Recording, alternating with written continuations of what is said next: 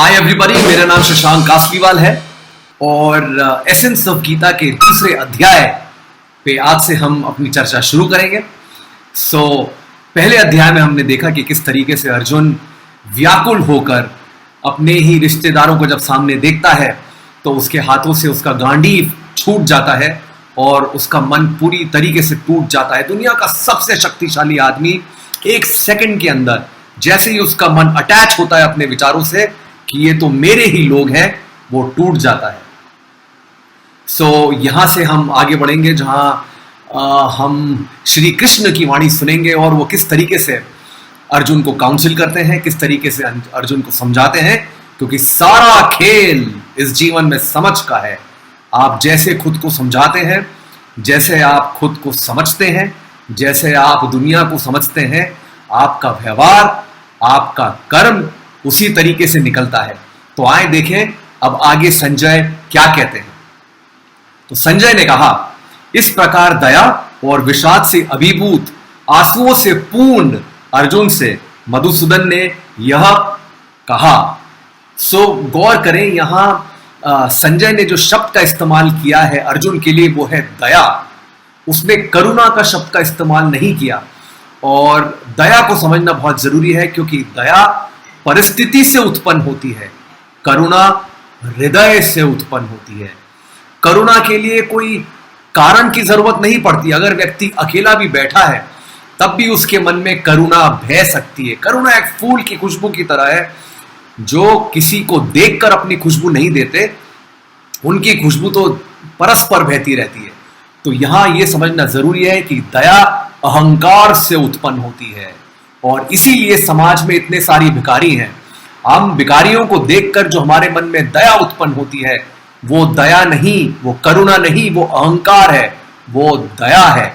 वरना ऐसे समाज में एक भिखारी भी नहीं रहता अगर समाज के अंदर करुणा होती तो ये जानना जरूरी है कि हम जब अपने बॉस से पिटते हैं, डांट सुनते हैं और फिर हमें पता चलता है कि हमारे बॉस के साथ कुछ बुरा हो गया है, तो हम जब उनके सामने दया दिखाते हैं, उनके तरफ हम सिंपैथी दिखाते हैं, वो अहंकार की सिंपैथी है, क्योंकि मन में हमारे चल रहा होता है अच्छा हुआ इसके साथ, ऐसा ही होना चाहिए था, और यही हमारे दुख का कारण है। ये जानना जरूरी है।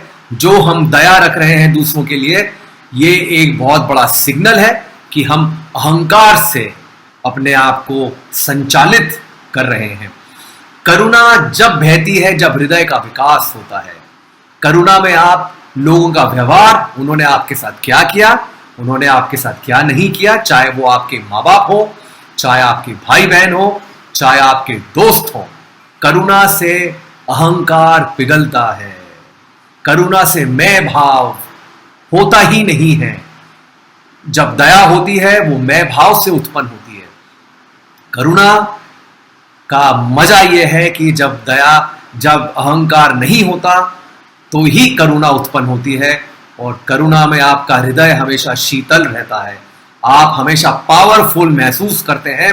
आपके अंदर एक अद्भुत शक्ति का एहसास सदा रहता है। वो शक्ति जो दूसरों को हर्ट नहीं करना चाहती। दूसरे अपने आप हर्ट होते हैं वो बात अलग है, क्योंकि वो उनकी दृष्टि से वो हर्ट होते हैं।